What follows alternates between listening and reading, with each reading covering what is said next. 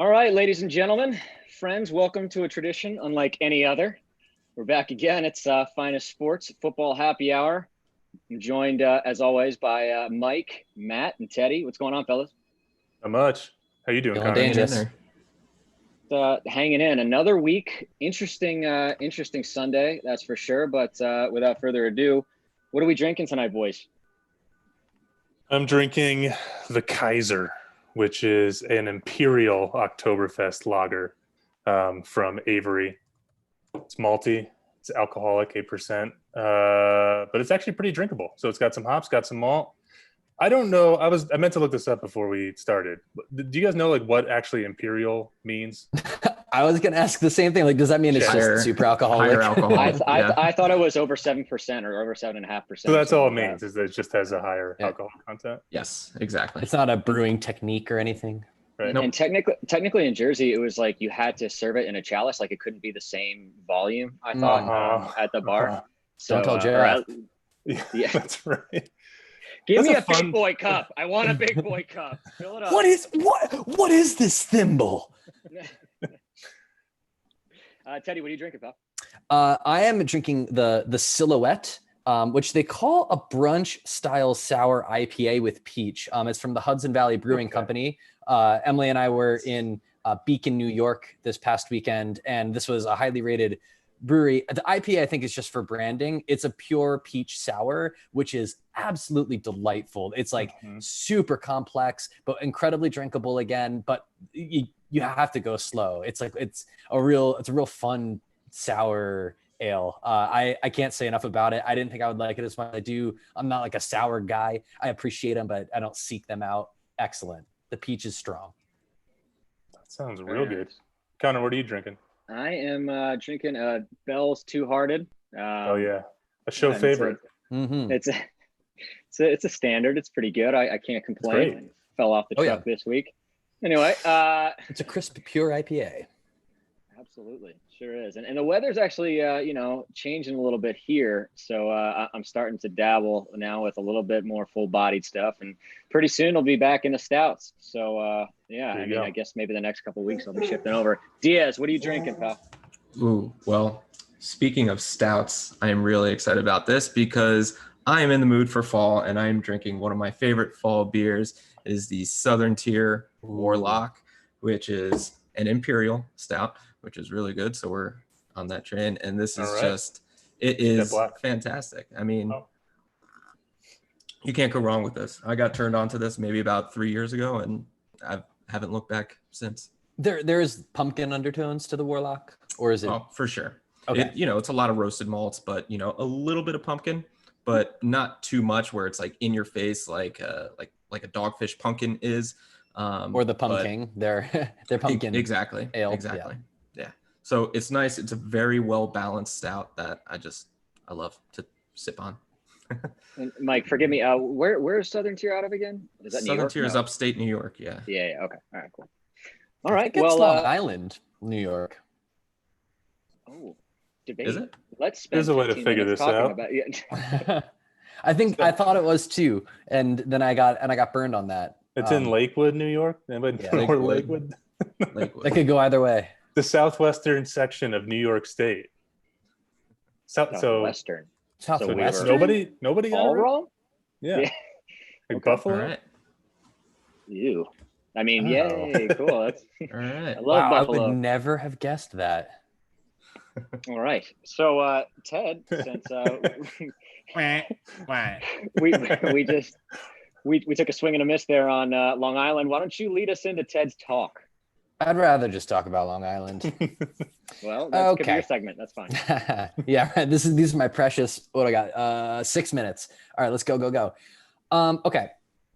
So we all know about Ted's talk. I'm gonna give you the prompt. No, I like giving you the teams first. I decided, and then I'll throw you the prompt so you can start to get your brain churning about the prompt as soon as it starts coming off of my lips. So I should probably just do this ahead of time, but it feels more earnest if I do it.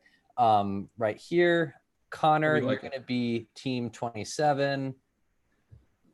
I should have opened this link before we started. Dead air. Jesus Christ. Dwork. Jeez, Ted. gosh, wow, this is actually taking a long time. Well, I can start to remember it. It's 27. Let's say, Matt, you're going to be a 30 and a 22. Okay. We'll see if I like these teams. Oh, 27 is the Pittsburgh Steelers. I do like that one. So Can I pass? nope, I can't wait actually. So yeah, you're gonna ride with the Steelers. Matt was 20 or 30, which is the Tampa Bay Buccaneers. Okay. And Mike, you're coming in at 22, which is the New Orleans Saints. Okay. Okay. Yeah, it's there could be better, but okay. So everyone's got their team. Here's the prompt. It all starts with, like, we've all seen the playoff probability chart where if you're 0-2, you've got like a 12% chance of making the playoffs, and if you're 0-3, that drops to like 2%. You've basically eliminated 1 in 50, make it kind of thing. So the prompt is this. You're in the building. So we're 0-2 or 1-1 or 2-0, whatever it is your team is. How did we get here, and what does that mean? So a little bit of reflection, a little bit of what the heck's going to happen.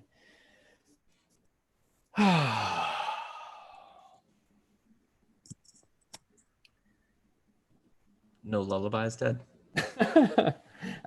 I'm trying to decide what direction to go. I should have prepared harder. Let this be a lesson to you kids. Stay in school. Prepare for your exams. There's nothing worse than being caught with your pants down in an exam when if there's a question and it's just never going to happen. Lightning won't strike. The teacher won't give you any breaks.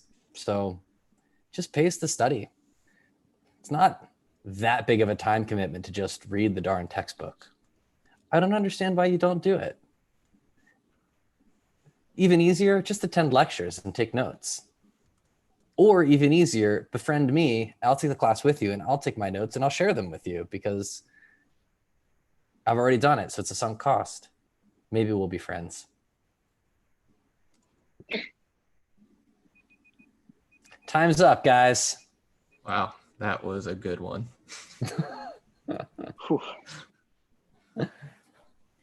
They get lamer as they go. All right, taking volunteers to go first. 1, 2, 3, 1, 2, 3, 4, Go first. All right, Matt, you got it. Get it out of the way. Hit it. My name is Bruce Arians. I'm the head coach of the Tampa Bay Buccaneers. I'm in the locker room. I'm talking to the team because they're panicked that they're 1-1. How did we get here, and what does it mean? Well, our quarterback only started practicing with our players about a month and a half ago. And we know from Mike Diaz and the Finest Sports podcast that he never threw to Chris Godwin. And so you shouldn't invest in Chris Godwin in fantasy. Leonard Fournette just came in. LaShawn McCoy just came in. We're still gelling as a team. And so we're going to be expected to go into New Orleans and beat a team that was 13-3 last year. No way. The fact that we beat a scrappy Panthers team, I think is a testament to the talent that we have on our roster. And so what does it mean that we're 1-1? It means, well, we have some work to do. We have some gelling to do. We have some chemistry to create. But with a leader like Tom Brady and with some guys that we've had in the locker room like Mike Evans, I think that the pieces are there. Sorry, I didn't give you the 10-second warning that time. It was yeah. I do full screen instead of half screen. Yeah, I think that's the vibe right now in Tampa. Is like we lost to a good team, and that's okay. But we won the other game. We're coming together. We're making strides. Yeah. It could have been a more interesting team. Right. All right, Mike, you want to hit it next, or yeah, sure. you want I'll wing to it. defer? All right, you ready? I got it. Yeah. Go for it. So Saints, we are currently 1-1 and just lost to the Oakland Raiders. How did we get here? Well, we're injured, right? Michael Thomas is out, and the new toy, Emmanuel Sanders, could not be found except on the 2-minute drive in the fourth quarter. So there is something wrong. They were using Traquan Smith a little bit, but the Saints were here because we're a one-trick pony. We are Michael Thomas. If he's not there, then we're hitting Kamara out of the backfield. and then we're going to try and do some trick play with Taysom Hill, who's playing tight end, wide receiver, running back, quarterback. The guy's doing everything. This team, we don't have an identity. And if we don't establish our identity going forward, we're going to continue to not win as many games as we should. We need to focus on one thing, be really good at that one thing. Otherwise, our team is going to go by the wayside and we're going to falter down the road. Yeah, a more sobering 1-1, huh? Two similar teams. They even played the first week, so one of them has to have a loss at this point. Yeah, are you worried about the Saints at all?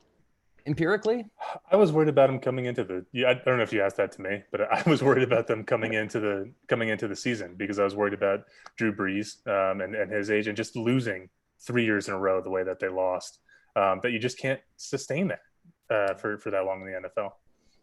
And not to derail us too far, if Brees continues to be meh, would you ever consider Taysom Hill or Jameis Winston?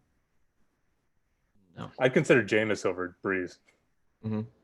Drew Brees only threw one pass over 20 yards the entire game against an Oakland defense whose secondary is pretty suspect. So the fact is that he's not taking chances down the field against a not so great defense. That's bad game planning, in my opinion. Well, you said you take Jameis over Brees, or you Jameis over Taysom Hill? Jameis over Taysom Hill. Okay, but Brees would be the guy for you. So far, yeah. Yeah. Okay. Cool. All right, Connor, ready to bring it home with the greatest team in the National Football League? This one ain't gonna take too long, honestly. I'll give you 15 seconds. What a difference a quarterback makes, gang. All right, receivers look better, running backs look better, superstars look even more super. I mean, Juju Smith-Schuster, the whole gang looking electric. But I do want to point out just one specific player that's actually contributing a great deal. Maybe not so much statistically, but I think he's adding a lot to the locker room, and that's Chase Claypool. I mean, that huge play this past week, sensational. But not only Ben Roethlisberger coming back, I will say the defense has been exceptional. I think this team will be better than all the other teams it plays, except for perhaps the Ravens. That'll be the true test in the regular season. Very good. Yeah. I couldn't agree more.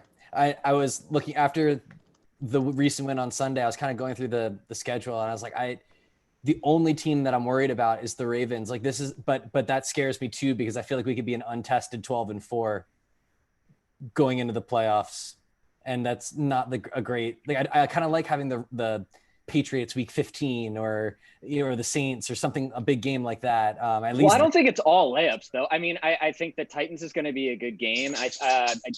But the Ravens will really, I mean, that's really going to be, as it always is, like primetime football. That's really two amazing teams coming together, and we'll see. That's a really tough offense to stop. I'd like to highlight your first point too, because Chase Claypool has had 3 catches total, but 2 of them have been monster plays, and that just it throws you off. Like you don't know. Okay. He makes a bigger difference than his stat line is showing right now. So his hands and his body control on that deep ball, I got to say, staying in bounds and redirecting himself and turning that into a touchdown was pretty special. I was actually pretty surprised to see him make that grab, change hands, and then get himself on direction towards the end zone. So they ought to be pretty happy in Pittsburgh.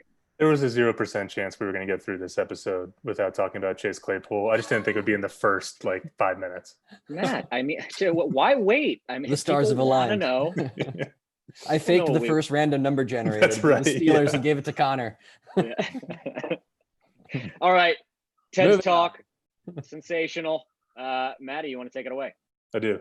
First and 10 news stories from the week that was and will be from around the NFL. Here we go. Number 1, Kyle Shanahan this week blamed the 49ers' recent injuries. Bosa, Solomon Thomas, Jimmy G, Raheem Mostert on the turf at MetLife Stadium. They have to go back there this week and play the Giants. The league inspects the turf before every game. The Steelers and Giants played on it the week before.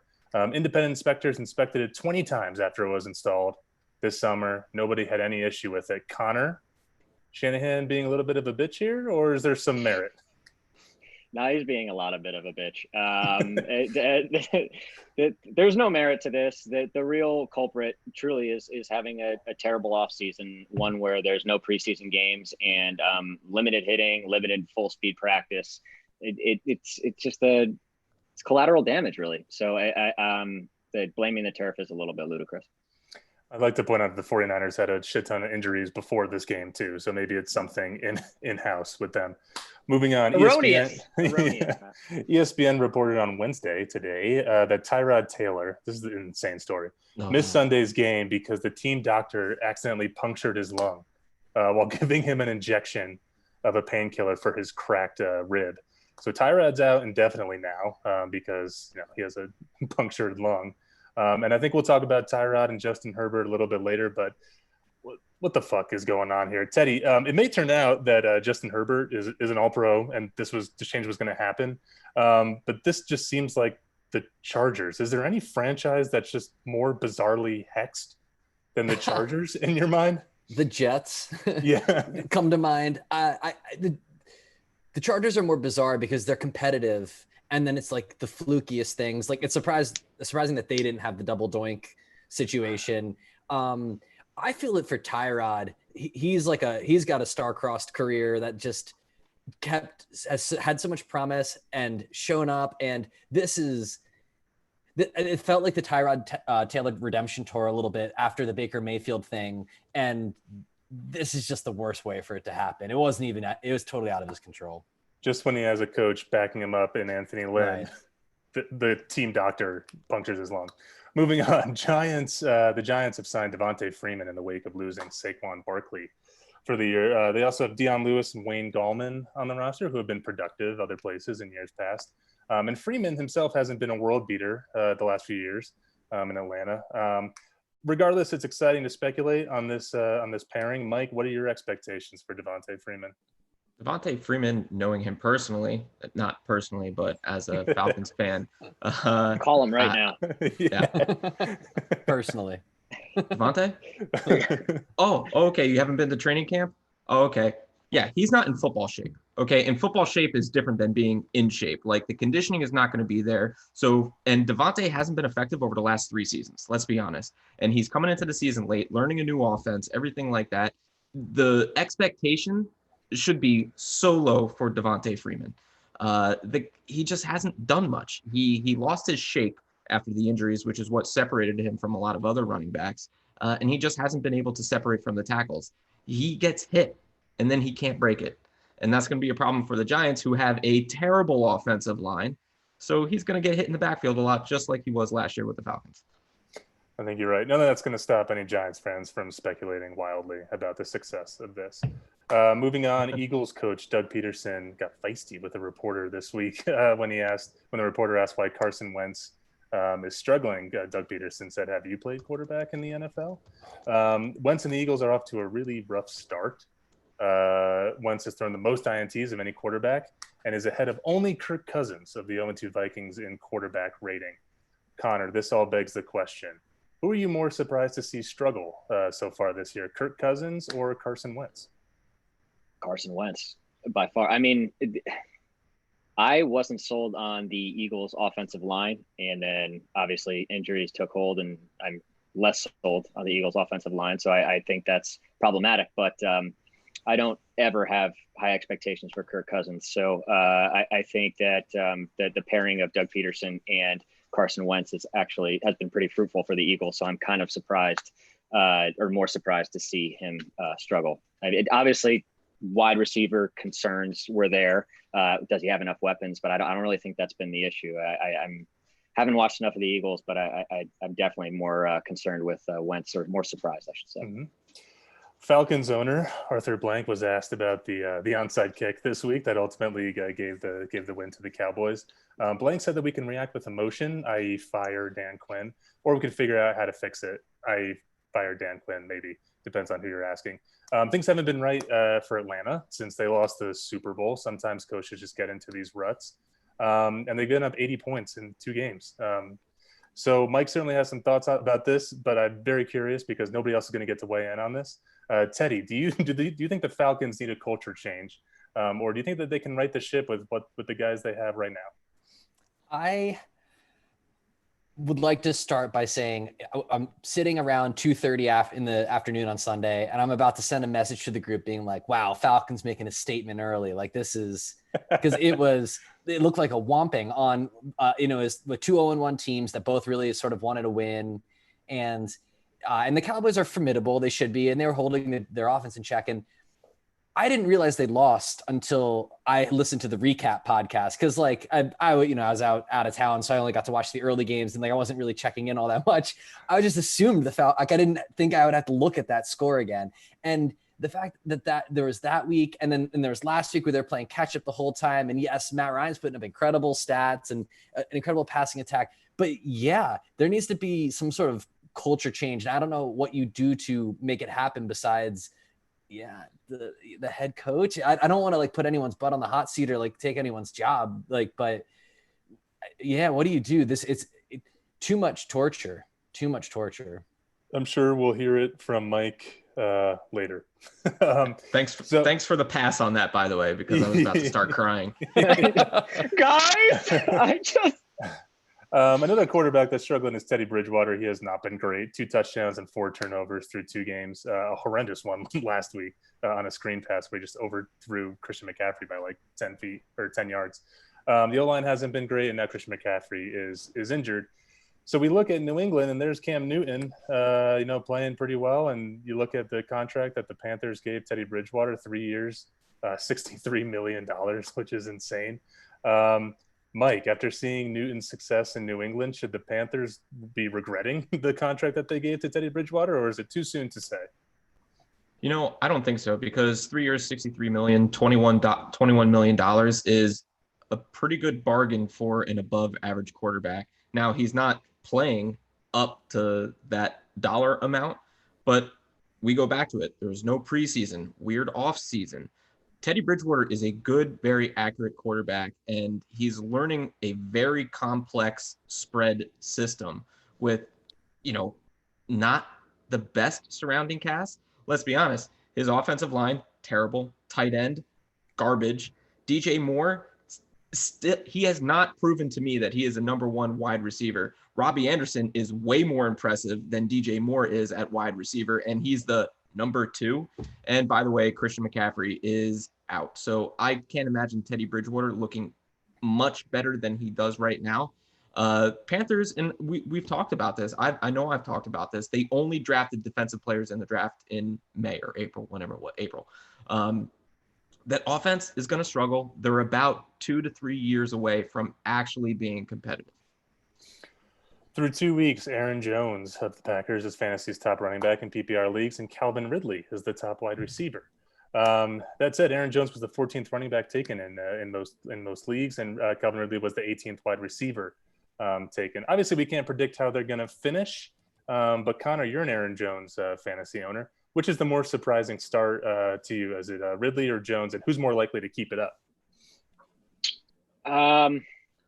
I guess I'll say Ridley's the more surprising start, just because I feel that Julio Jones commands the lion's share of touches in that offense. But I'm not surprised by Aaron Jones. Kind of why I kept him. You know what I mean? In our league. Hello. But yeah, no, I think the future definitely looks bright for the Green Bay Packers running game. And I think he'll be able to keep this up. The Falcons, I don't know. I feel like they might be passing the ball quite a bit. So I guess Calvin Ridley can also keep up the production with that being said. So. All right, 15 seconds left and 3 questions. So we're going to motor through Got these. it, yep. Rob Gronkowski has 2 catches in 2 games. Bruce Arians said this week, we brought him in to play tight end. If that means no catches, it means no catches. Ted. Yeah. That's a non-quote, by the way. Ted, have we seen the best of Gronk? Not the best, but I think that this is par for the course. Okay. CeeDee Lamb is leading the rookie wide receiver pack. We have talked a lot about rookie wide receivers on this show and how they can't be successful. After CeeDee Lamb is Chase Claypool and Laviska Shenault, but they are far and away from CeeDee Lamb. CeeDee Lamb's on pace for 88 catches and 1,300 yards. Mike, have you seen enough from Lamb that he could be one of these rookie breakouts? Can he keep it up? I think he can, but just because of the situation that he's in, I would like to see him add a little bit more size, because when you see him stacked against some of these other wide receivers and NFL corners, he's a pretty scrawny looking dude, and he may not hold up if he gets whacked going across the middle. Mm-hmm. Last question. The NFL has now played 2 weeks with 0 positive COVID-19 tests to everybody. Are we going to be able to pull this off? How much longer can we go with no positive tests? As long as we want, baby. It's bound to happen. Yeah. I mean, But they have it pretty well under control, it seems. Yeah. All right. Gentlemen, we're going to move right along here into the game plan. So give everybody 30 seconds here. First question. And last week's winner was Matt, I believe. So we're going to let him take it away after I do the prompt. So injuries in week 2. Are we dealing with a fluke here, or is it cause for concern due to no preseason? Matt, cause for concern, because we didn't only see the injuries in week 2; we saw it in week 1. And yeah, like the serious injuries are alarming. The Bosas and the Barkleys, but it's the minor ones. It's like the Devontae Adams just pulling his hamstring and not being able to finish the game. We were all worried about COVID like holding these guys out, but the lack of actual game speed preparation in the preseason is what's going to be the real killer for these teams, probably until mid-season. So I think the injury bug is going to continue to hurt teams, and it's going to get really interesting over probably the next 3 to 5 weeks. Okay, Diaz. Yeah, it's definitely cause for concern, because it's not just injuries like, oh, this guy here, this guy there. These are the NFL's stars, like these superstars. The NFL right now, week 3, it's not going to be a good product for the NFL, especially when you have all these young stars, Christian McCaffrey, Nick Bosa. Okay, like these are guys who stole the show last year, and they're not on the field producing. And especially the San Francisco 49ers, who are just coming off a Super Bowl run, they're missing half their team. Richard Sherman's not out there, who's a big NFL star. Like, this is not going to be a good product for the NFL in week 3 with all these injuries, but I think it'll still be fun to watch. So Eddie. What I have written down is that it's a fluke because injuries are unpredictable and they can happen to anybody at any time. And you just don't know, and it's a dangerous sport, blah, blah, blah. But I have been thinking about this answer more than any of the other things for this show. And I am stuck on, like, it is cause for concern. And what I think of immediately is, so week 1, yes, there were some injuries, but week 2 was like the whoa moment. And I think that, there is such a thing as game shape, like Mike was saying earlier. And what makes week 2 different than week 1 was that you played last week and you don't have that conditioning, and there is a certain level of exertion that you only get to when the ball is literally in the air and this touchdown could save the season. Like, you're doing a burst that you don't typically do in practice. It's you just play at a different energy. You're playing at a higher adrenaline, and you get hurt when you get tired. And now you're in your second week in a row of doing this exact thing with the new schedule, and you don't have the conditioning of 5 weeks, 6 weeks, 7 weeks of training camp and preseason. I think that there's something to it. NFL could have done teams a favor by adding a second bye week this year. Yes. Just one early in the season, one later in the season. Also would have given them some leeway if they had to reschedule any games. I don't know why they didn't do that. All right, I'm going to give Matt the nod with that one. All right, this is always fun. So way too early MVP picks. Ted, let's start with you, man. Oh yeah, I got this one on lockdown. Russell Wilson is 100% the way too early MVP candidate. Give him the crown if you were going to give it out right now.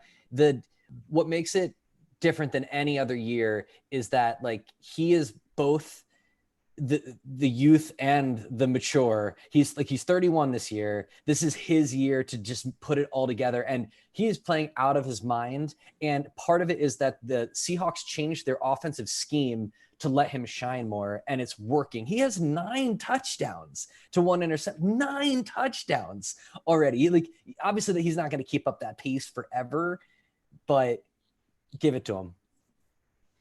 Diaz. Fuck. I really want to say Russell Wilson because, like you said, Ted, he's got 9 touchdowns. He's only got 11 incompletions. Crazy. Okay, but just for the sake of argument, I'm just going to throw out a guy that I think should be considered. It's Josh Allen. I mean, he is the number one fantasy quarterback right now. I mean, the guy has just been lighting it up, and you don't expect that from a guy who we've talked about, who is an extremely inaccurate quarterback. I mean, he's sub 60%. But honestly, I think the way that Russell Wilson is playing, you got to give it to him. But Josh Allen, definitely in the running. Maddie. I'm tempted to go with Aaron Rodgers, but I'm sure I'm going to talk about him later. So just for the sake of diversity, even though I do think it's Aaron Rodgers or Russell Wilson, I'm going to throw out a name that we talked about earlier before the season, Derek Carr. You talk about a player who's most valuable to his team's success. It's Derek Carr. I know Josh Jacobs has been running hard, but Josh Jacobs had to miss a bunch of snaps last game against the Saints. Derek Carr is throwing well over 70%, like he always does. No turnover, no interceptions this year. I think he has one fumble. And you think about the way that offense is moving the ball; it's all through the passing game.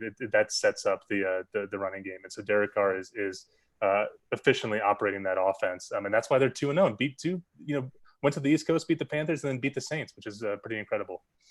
Yeah. So I would love to. I love the point, or I love that Matt brought up Derek Carr, but I'm going to give Ted the nod on that one just because Russell Wilson is such it's the obvious answer, and Ted backed it up. All right. Are the Patriots relying too heavily on Cam at the goal line? So we'll start with Diaz for this one. Yes. They are becoming a one-trick pony. That's the reason why they lost that game, is because the Seahawks knew what they were going to do. And the problem is, it's not going to bode very well for the Patriots going down through the course of the season, because Cam has some injury problems. So one time he's going to get whacked, and that's going to cause either his legs or his arm to not be there. The reason they're running so much is because they don't have enough weapons on the outside for legitimate red zone threats. So they're forced to run with Cam. Their offensive line isn't good enough to block for James White and Sonny Michel. So it's not looking good for the Patriots inside the red zone, and especially at the goal line. Matt. I would say it's not a big deal. The Patriots were successful a lot of times against the Seahawks at the goal line, and we don't know what exact play was called on that last play. Maybe Cam has an option there. Certainly not in passing, but maybe like the hole that he chooses to go through. Maybe he has an option there. So we don't know exactly what was going on. Also, give the Seahawks credit. They blew it up. They're allowed to make a play too. They're a good defense. The Patriots are still figuring out how to operate most efficiently with Cam Newton. And every team is struggling at the goal line. So the fact that they had any success running Cam Newton at the goal line is a good sign. They're only going to be able to build on this. Teddy. The tiebreaker role. I'm going with no. If I had Cam on my team, I would run him too. Obviously, there is the hiccup at the end of the game, but I think that in the long run, it's A, going to be effective most of the time, and B, it does keep the option for a sneak pass, like tight ends flip out kind of. It just sort of lets you know that they might legitimately run it, but you have to respect the pass too.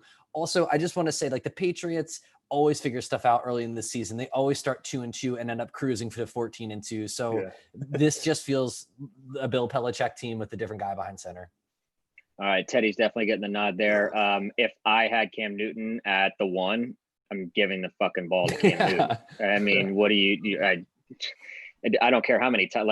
I will tell the defense what is happening. He's an absurd success rate. It's so hard to defend that, honestly. He can do a hesitation and wait to see how the line gets a push or doesn't, or he can just literally dive underneath the center. Okay, so Teddy's got that one. Anthony Lynn has stated that if healthy, Tyrod Taylor is a starting quarterback. If healthy, so should he be? Let's start with Teddy on this one, actually. I want to defend Tyrod, but no. And it's just because I watched the compressed game today. Oh my gosh, Herbert looked great. He's got a live arm. He's got pocket presence. And I want to get straight to in the third quarter, like 5 minutes in, there's a sequence where he gets thrown down for a 14-yard loss, hits like Hunter Henry on a 14-yard pass, and then hits Keenan Allen for a 40-yard pass, drops it in the bucket. One of the best throws I've seen like all weekend. This guy's got talent. He's made some boneheaded rookie moves, but yes, you got to roll with him. He's hot. Okay, Diaz. Yeah, we've defended Tyrod Taylor so much on the show, and we love him as a quarterback. But after seeing what Justin Herbert was able to do, I don't think there's any way that you go back to Tyrod Taylor, whether he's healthy or not. And they're saying that he's week to week. He can run. He is accurate, and god damn does he have a live arm. And by the way, that linebacker or safety, whatever it was, went to tackle him, and he got knocked out. Like, are you kidding me? That's just nuts. I mean, Justin Herbert is a real deal. I loved him just because of how accurate that he was, and people disregarded that, but he's a good quarterback. Maddie. Oh, you ignorant sluts. You gotta roll with Tyrod here. And it's not even about loyalty to Tyrod Taylor. It's not even about your chance of winning. It's about protecting Justin Herbert from himself. This is a guy who I think needs to sit for a little bit and learn to be a leader and learn to play quarterback in the NFL behind Tyrod Taylor. It's hits like that, Mike, that you just brought up. They're going to get him killed. He doesn't know that he can't do that yet. He's playing in the Pac-10 or Pac-12 where they don't have anybody on defense who can smack him around. He's going to get hurt. He doesn't understand pocket presence at the moment. And I wouldn't say that it was a perfect debut. I mean, he's overshooting a lot of. He was overzealous with a lot of his throws. He's overshooting a lot of his receivers. So Tyrod might even give you the best chance to win. But for the pure fact that like this guy showed a lot of promise and you want to be successful in the future, you got to put him on the bench right now. Okay, I'm going to give Teddy the nod here just because you go with the man who gives you the best chance to win. And Tyrod Taylor has a punctured lung. So I honestly think this was just a way to kind of have your guys back while he's going through some stuff right now. And I think Anthony Lynn is just kind of a masterful leader in what he's doing right there. And I really think his intention is to put Herbert out there and possibly if the kid falls into a shell of himself, then Tyrod's available, then he'll put Tyrod back in there. But after all the prompts are finished here, we have a winner this evening, and the winner is Teddy Moore. So Ted, you got 15 seconds here, pal, if you want to talk about anything but the Steelers. Well, I mean, I would like to stick on Justin Herbert here. Matt, you said he don't think he looked like he had pocket presence. I thought he looked great. I thought he shifted around. I thought he ditched players or rushers when he needed to. He threw the ball away, which is something that a lot of rookies won't do. What you think he looks vulnerable? I think he looks vulnerable. I think pocket presence is a subtle skill that's going to take some time. I think he's too cavalier with taking hits. That's fair. Yeah. Okay. Yeah, I was impressed. He needs to learn to protect himself a little bit better. Yeah. Sure. Yep. All right, Diaz. Time for third and short, pal. Take it away. Third and short. Connor, by the way, I just want to say thank you real quick for not giving me any points during that segment. That's usually my role. I wish you were better, Mike. I just wish you were better. You know what? I'm sorry. You know what? This week, I don't deserve it. I don't deserve any points. I wish myself was better. And you know what? I'm going to come back next week and freaking dominate. Okay. Like, what have the Falcons done to you, dude? I feel like I need you. I was defeated this week, man. I got to say, being honest, least amount of football I watched all weekend. After that game was over, nothing. I watched Monday night. That was it. Dude, like the impossible onside kick. Like when I heard that, I was like, what a burning way to go. I just thought of you on your couch. A timeout. They took a timeout to figure out what they were going to do on that play. Guys, nobody touch it. It's not a punt. All right. Not the time or place for this. Go ahead. Go ahead. This is just gonna tail off here. All right.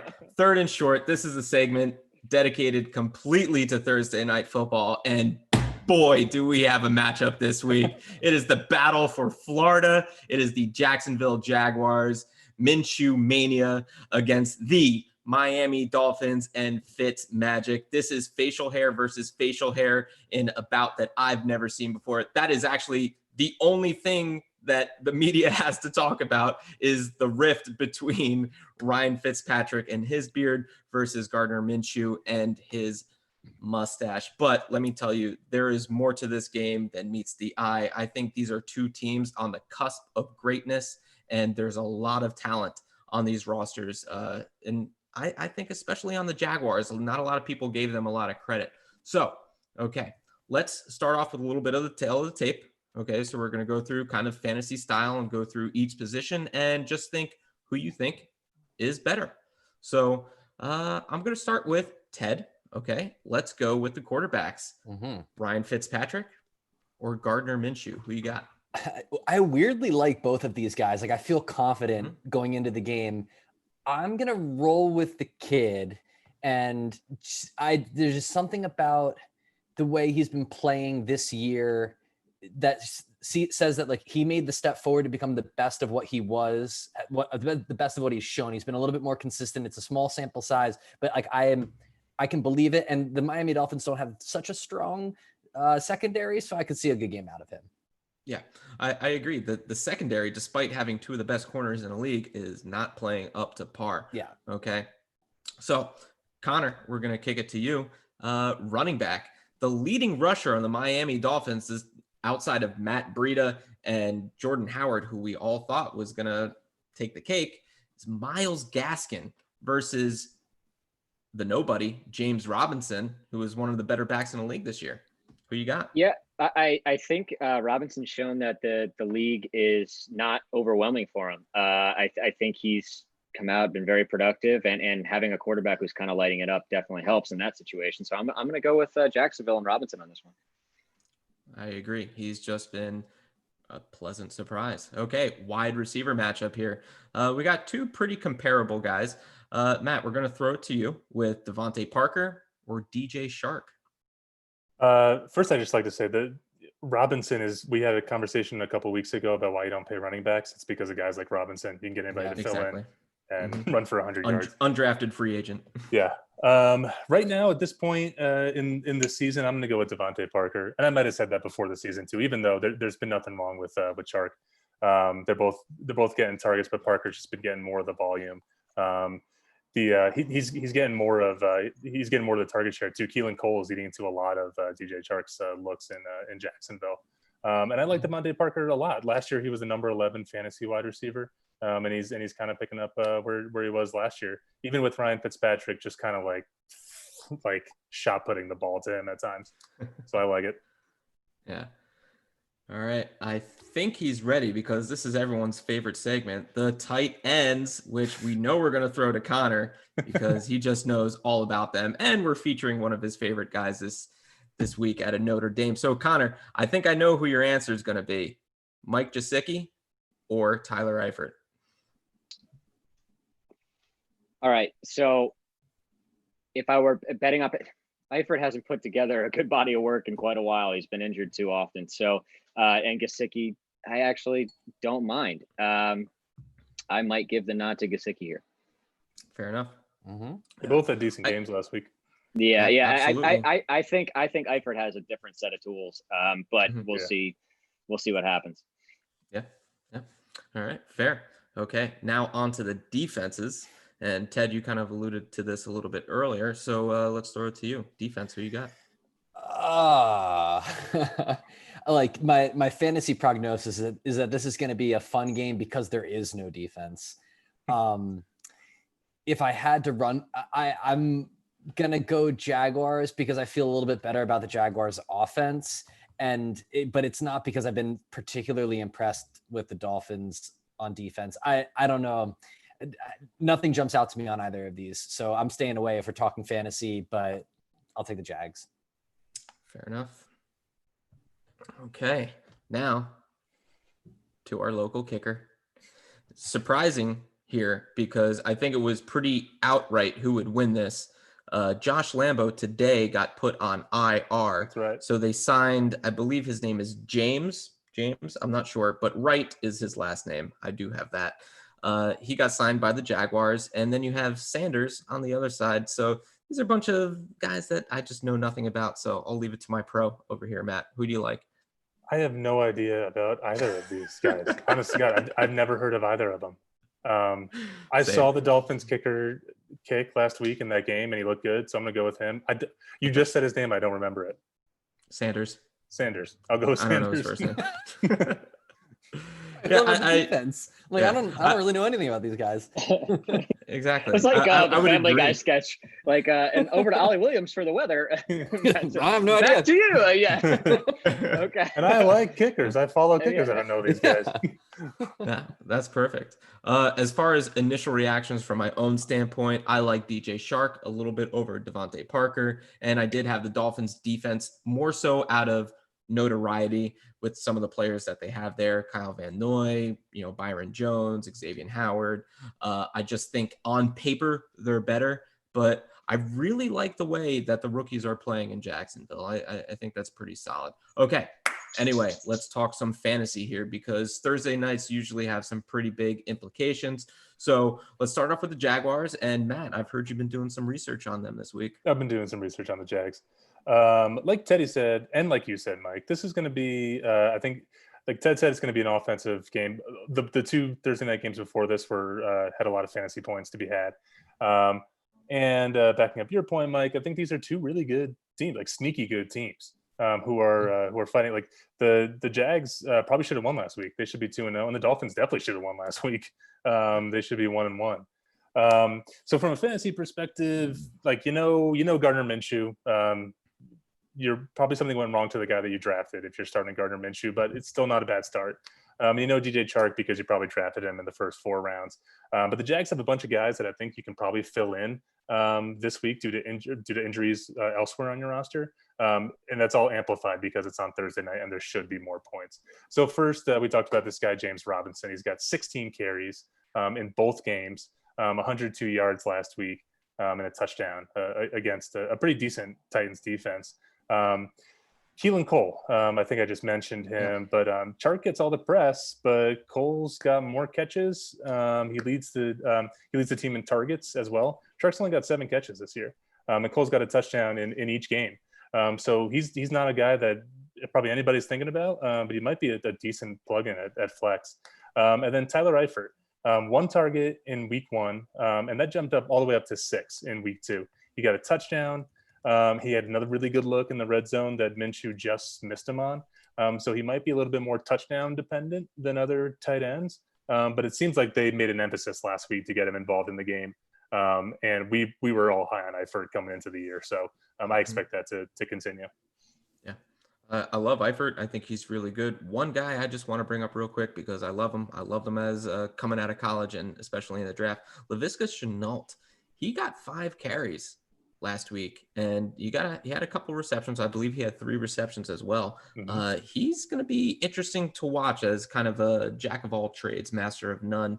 But let's see what happens with him. All right, so now let's kick it over to the Dolphins with Ted. Who are you looking at this week? So I'm going to start with jumping on the bandwagon of Mike Gesicki.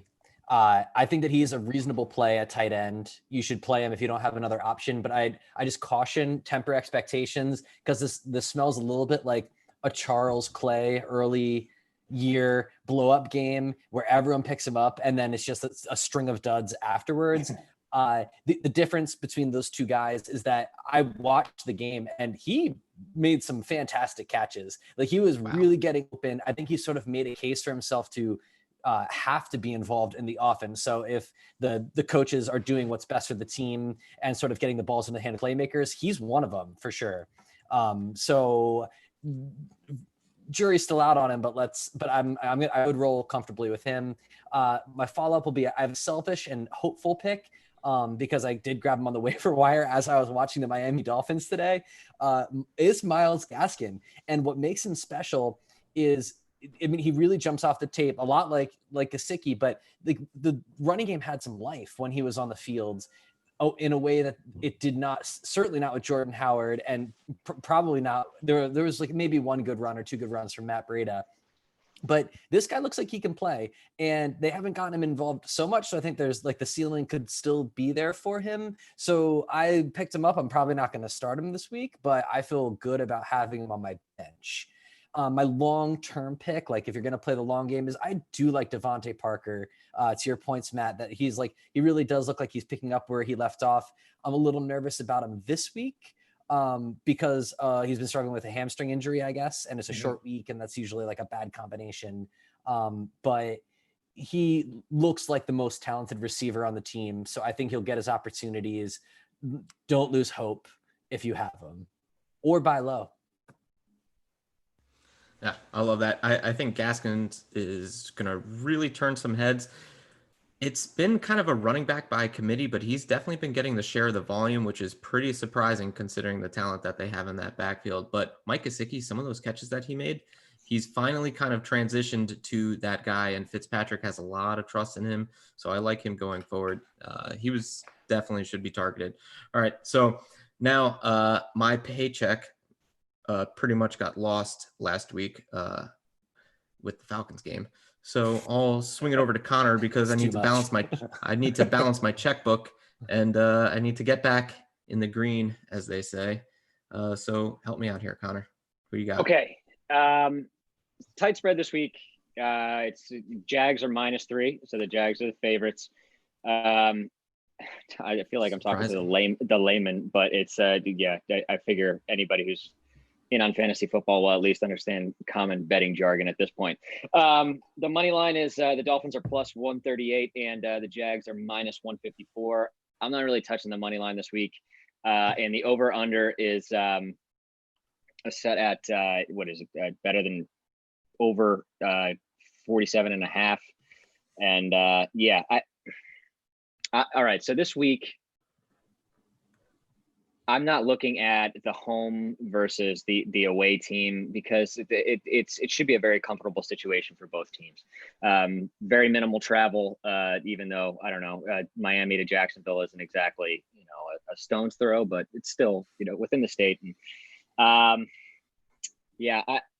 I like the Jags here. I think it really comes down to the tale of which quarterback do you think is better. And even though both defenses are giving up a ton of yards and points, which defense do you think is just a little bit better? I think the Jaguars probably end up giving Fitzpatrick a little bit more problems. I think that the spread is probably fair, but I like the Jags in this one, and I like the over. Very good. All right, so Connor's got the Jags in the over. Matt, let's throw it to you. Who do you like this week? So tough. It really could go either way. I was going to go with the Jaguars, but I'm thinking the Dolphins. The Dolphins, they dominated the Bills for those middle two quarters. And they had a first and goal at the 1 and couldn't get in. And then they brought it within 3 at the end there. So they played the Bills tough. They brought it pretty close against the Patriots in New England. And the Jaguars they've looked pretty good, but they haven't played the caliber of opponent that I think the Dolphins have. I would just bet, given all the momentum that Brian Flores created last year, towards the end of last year for the Dolphins, they're itching for a win. And they don't want the Jaguars to surpass them in their own state. So I think they'll be super motivated. I think talent-wise, they're pretty even. So I'll give the edge to the Dolphins. Fair enough. All right, Ted, who's tied for first place, by the way. Ted and Connor are both 4-1 so far in our primetime matchups. Matt, you and I are sitting at 3-2. So, Ted, who do you like?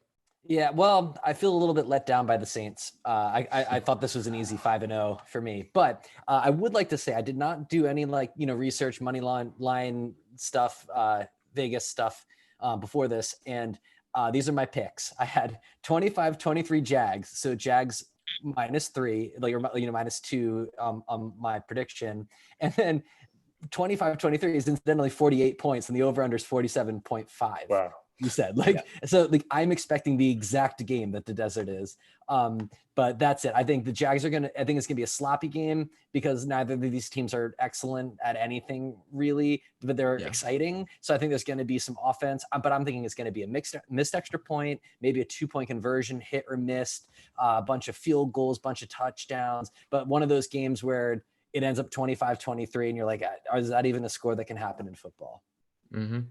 All right. Well, Matt, looks like you're the lone wolf on the Dolphins. I am taking the Jags as well because I really like this kid, Gardner Minshew. He's shown not only last season, but in the first 2 games this year, they really should have won that game against the Titans this past week. He is playing really well at quarterback. Both those interceptions that they had, you can't even really put it on the quarterback. He is extremely accurate. That offense is only going to get better. The offensive line, which I thought was the heel of that offense, is actually surprisingly good, especially if they get the run game going. Then they can hold up pretty well in pass protect. And we know that Gardner Minshew is pretty good scrambling. So, yeah. I will be I'll thrust take the into Jags. first place. I'll be thrust into first place when the Dolphins win. That's not possible. We'll see. Good luck. The Dolphins' We'll front see. 7 can really get after quarterbacks, and Gardner Minshew has shown that he can be flustered. So, look at him. Fair. All right. I guess we'll find out in about 24 hours. So That's right. We'll see. This is another one where I'm staying away from betting. Like it's 100%. close. Like everything's 100%. too correct on. Yeah. I do like Vegas. the over. The over sounds very enticing. I will Yeah. take the over. I will bet Absolutely. But these teams have been giving up a ton of points and yards. So, Mhm. And playing All right. catch up and getting there, which is interesting too. Yeah, Like the Dolphins it- did put up points on the Bills. absolutely. All Yeah, right. Connor, So take it away. we're going to get into our scouting and our beat reporters here. Matt, why don't you take us into a little pack chat here, okay, if you will? Yeah. Well, now I forget what the format of this is, but let me talk about last week first. Yeah. All right. Well, so let me just prompt this: Packers. What's the bigger story? Packers 2-0 or Lions 0-2? Yeah, I think I would be disappointed if the Packers weren't 2-0. So, and I thought the Lions would be better. I thought they would beat the Bears last week. So I thought they would be 1-1. And really, it's kind of an indictment on Matt Patricia. I think this is kind of he's the first coach to have, I think, officially go on the hot seat because now they've lost 4 games in a row in which they had a 10-point lead, and they showed his record. Like in the 3 years that he's been the coach of the Lions, it's like 9-28-1 or something. Bad. It's abysmal. And don't forget that they fired Jim Caldwell, who was 9-7, and had taken them to the playoffs for the first time in forever. And then they fired him because he wasn't good enough. So I think the bigger story is probably the Lions not being as good as we thought, especially with Matt Stafford back. Getting Kenny Galladay back is going to help, but not that much. They lost by 21 to Green Bay. So I'd be concerned if I was a Lions fan. Although they're probably used to it by now. Let me cut you off right there because we're moving on to our projection here. Packers, what's the story? At the Saints. Yeah. What are we projecting? It's a tricky game. It doesn't seem like Michael Thomas is going to play, but if he does, obviously that's a huge boost for the Saints. What about Devontae Adams? Yeah, Matt LaFleur said that Devontae Adams wanted to come back into the game, but it was getting out of reach. So why risk it with Adams? So I think he'll play. And what they showed last week was with Aaron Jones can lead this offense. Aaron Rodgers in week 1 can lead the offense. They can beat you in multiple ways. So the Saints are different when they play at home versus on the road, even without a crowd. I think you saw that in week 1 versus week 2. The Packers just have a shit ton of momentum, and they see that bye week in 2 weeks. And I think they want to be 4-0 when they get to it, and they recognize that they're hitting the Saints at a pretty vulnerable time without Michael Thomas coming off a loss on Monday night, one less week to play, one less day to prepare. If they're going to beat the Saints, this is the time to do it. It's going to have playoff implications probably down the road. So I think they're going to be super motivated. And I don't think that you've seen the best of the Packers yet because the first 2 games have kind of been cakewalks for them. And going to play the Saints at the Dome is not what it once was because there's nobody in the stands. No one there. So yeah. And I think the Packers can play fast, especially on that turf there.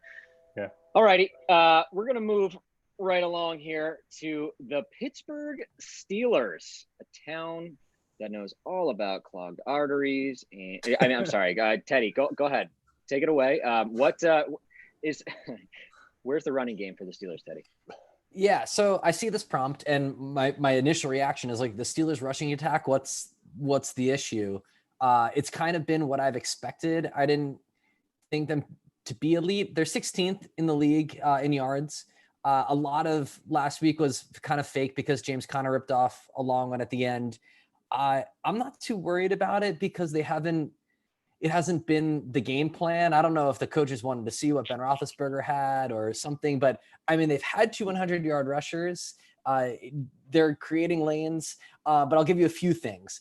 Number one, David DeCastro is back. Or should be back in the lineup this week. That's going to be a big help to the offensive line, which did lose their starting right tackle in the first week.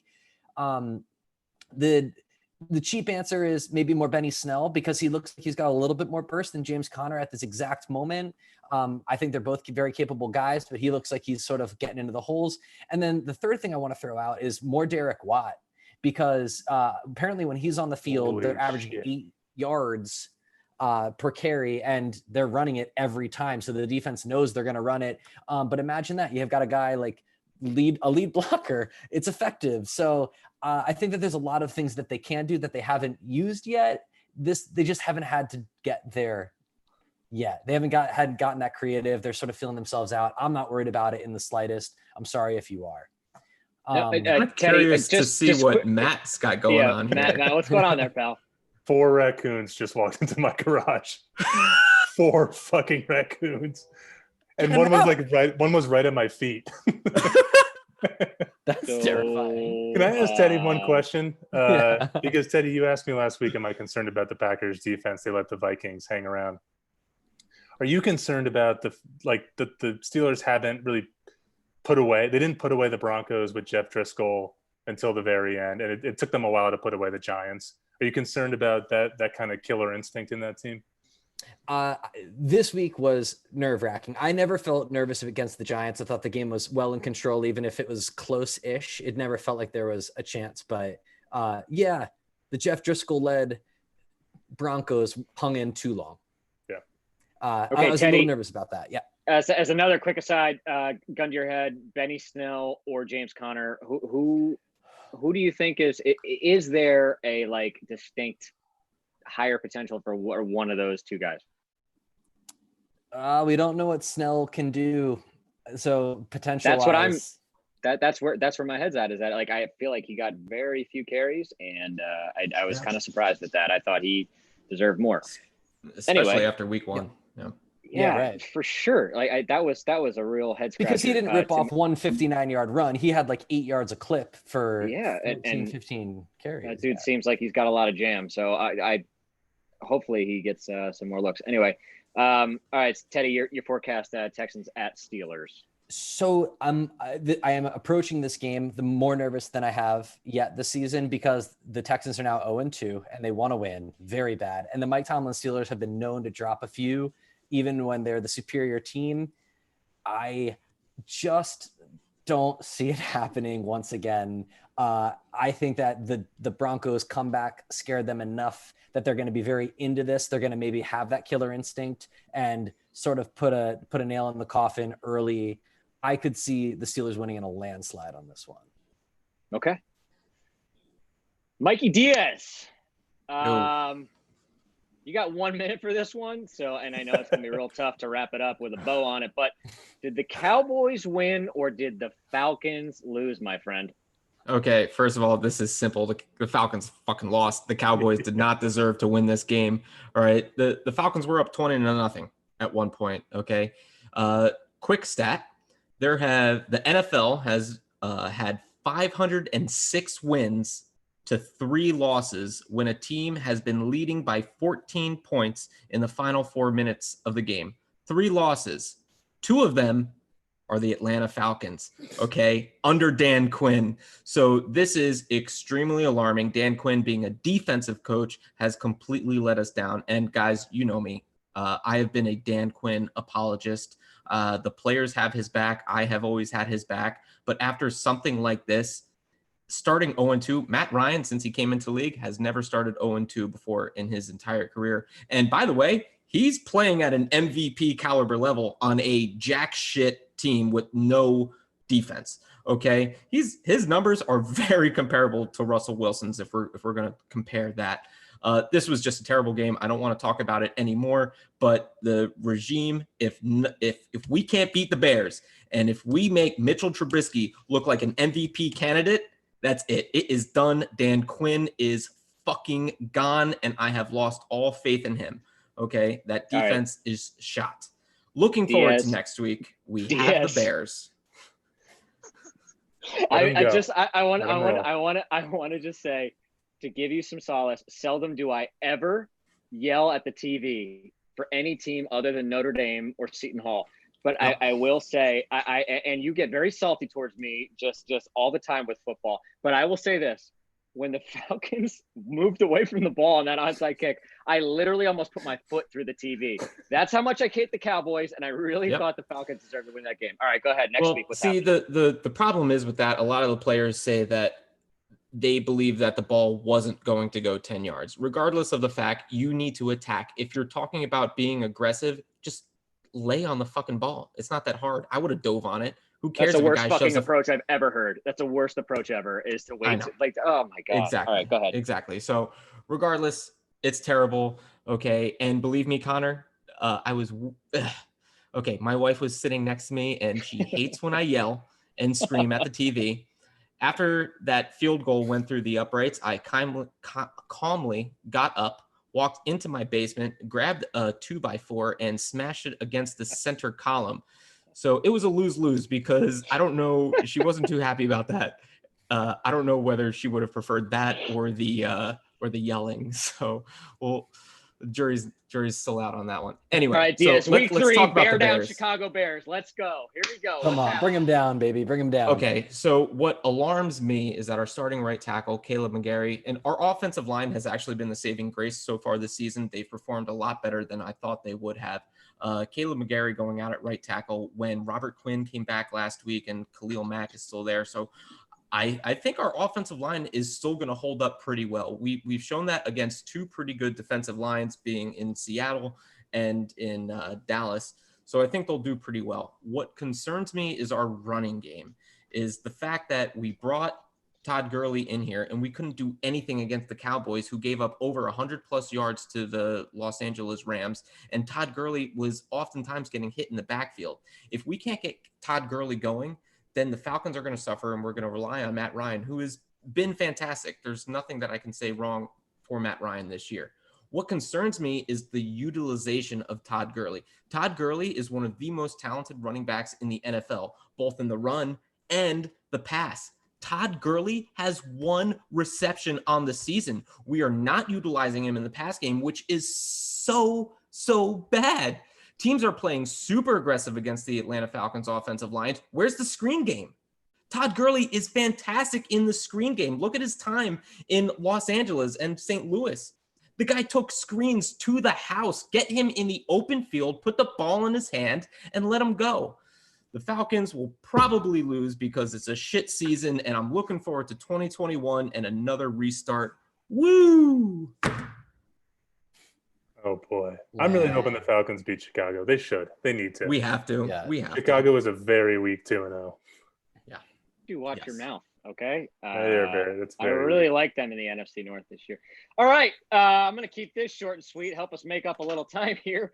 Despite all the injuries, the Jets still lose. Are the 49ers able to continue winning games without their stars in the field? Yeah, I do. I think that Shanahan's, I really do think he's a great coach. I think he's great with adapting his scheme and just he's just an all-around great football coach. I really wish he was the coach of my team. Actually, I don't, because that would probably ruin his career. I've come to the realization that the Jets are a football adjacent organization. I mean, they participate within the NFL. They line up guys to go and play against other NFL teams, but the Jets are not a football team. They're a collection of dudes that are taking money and then they're going out to play a game, but they have no collective goal. They're not inspired, and they just are a disaster. So the Jets in this week against the Colts. I predict more pain. And I think the Colts will roll, cover the spread, and the Jets maybe they won't fire the coach because that would cost too much money. And I think they like the course that they're on because, I mean, God forbid we lose and try to draft the number 1 overall quarterback. Okay. So, by the way, real quick, that throw by Sam Darnold was very Patrick Mahomes-esque. That was insane. Yeah, that was an awesome throw. From pocket passer. Yeah, running full speed to his left, just threw a dime. Yeah, and you could tell that it meant a lot to the outcome of the game. Doing really well. Okay, so let's move over to our 4-minute offense here. Everybody can pick a topic that they want to discuss briefly. So let's start with let's go with Ted here, since he also won the earlier segment. Teddy, go ahead. So we don't need to harp on this very long, but last week I said we would learn more about the Patriots if they beat the Seahawks, and the way that game played out was perfect, and I learned nothing. Both these teams are competitive. It makes me double down on the superior franchises thing, the competitiveness of both these organizations. They're going to be fine. Russell Wilson's a true stud, but the Patriots hung around, but they did lose. And I took away nothing besides watching a good game. I took away that they could compete at the top level. I mean, that's a really tough game to go to Seattle when they're playing, at the peak of their ability, and come within an inch of winning the game.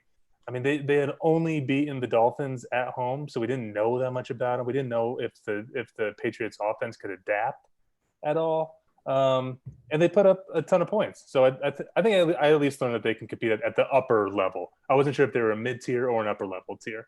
Yeah, and maybe it's like the salty Steelers fan in me that I just assumed that would be the case. Right. I am, the only thing that's surprising is that they didn't just beat the Seahawks and just storm on to 16-0. So yeah, that's all I have to say about it. One thing I would like to just touch on the Patriots there is I don't think they're doing a good job at protecting Cam Newton. He looked really good against a very good Seattle defense. And by the way, I think Jamal Adams is looking like an early defensive player of the year candidate. I mean, there were a couple plays in the Falcons game week 1 where he was covering Julio Jones one-on-one and breaking up passes. Regardless, I don't think they're doing a good job protecting Cam Newton, putting him in those scenarios on the goal line that we talked about. Yes, of course I would trust Cam Newton at the goal line. Like, who wouldn't? But if you're solely relying on that, you saw what happened to him over the last 2 years. And if that gets taken away through an injury, the Patriots are going to be in trouble. I think they need to be a little bit more creative. I think they need to start using the play action with him, like maybe the, fake the draw, whatever it may be. They need to start doing something a little bit different with Cam Newton. Otherwise, he may not hold up through the season. And we're seeing a lot of I don't know whether it's just because of the fact there are no fans and that we're hearing these hits, but it sounds like these hits are just absolutely dominating. So they need to do a better job if they want to win more games. I want to say 2 things about kickers real quick while we still have time in the 4-minute drill. One is Steven Gostkowski now has, after the worst start to a season ever, now has 2 game winners. And hit a 51-yard field goal right before halftime, which ended up being the difference. So good for like an excellent kicker. And the second thing is Greg Zuerlein's kick, the onside kick. It was the best onside kick I've ever seen. It was perfect. I don't think we're giving him enough credit. That is so tricky to do, to just dribble the ball like that and have it stay on the ground, move sideways like that, not bounce up, and go at the exact right pace so that your team can get down there. That might be the only onside kick that can work in the NFL.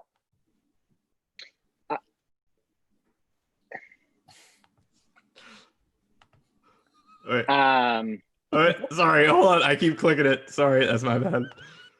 Okay, there you go. Had to teach you a lesson there, man.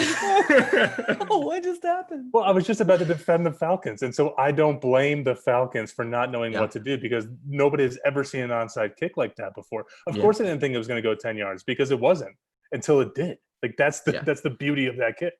What was really remarkable is that the Falcons have been on the opposite end of that play. I mean, just last year, Younghoe Koo, outside of a penalty, would have had 3 recovered in one game. Yeah. And just in week 1, they had another onside kick recovered. So the Falcons are very good on special teams, at least Younghoe Koo is, but the rest of the players is. And, as I go back and I look at that play, the real person to blame is Jaden Graham. Jaden Graham was a tight end. He's number 87. He was there. He actually propped himself up against the ball and is just watching it. Yeah. Watching it. But he's our backup tight end. Look, I'm moving on. It's week 3. We're on to the Bears, Chi-Town. Let's go. I just want to touch on one thing real quick. I'm looking at 2 lines right now that are jumping out at me this week. First of all, Raiders at Patriots. The Raiders are like a touchdown underdog in that game. And I kind of feel like they're getting disrespected a bit.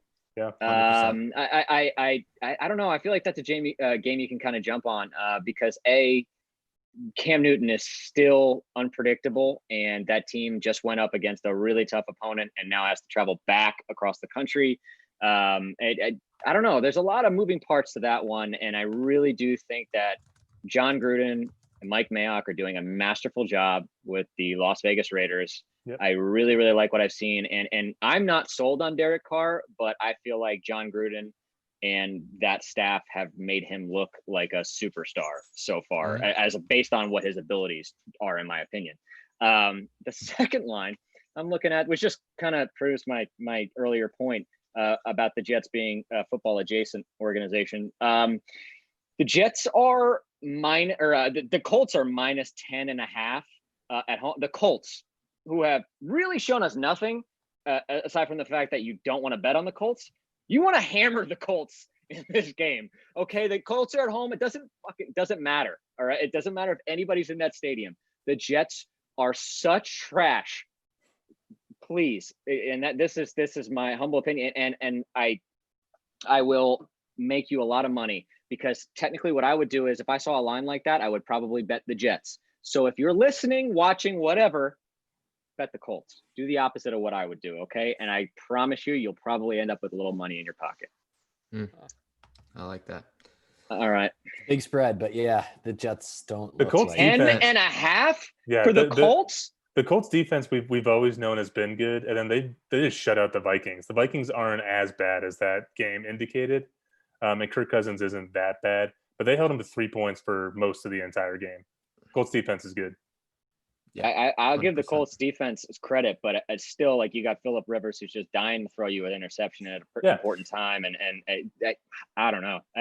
The Colts aren't world beaters, but anyway, the Jets just suck that much. So, gentlemen, it has been another wonderful week. I'm looking forward to tonight's or tomorrow night's game and the whole weekend slate.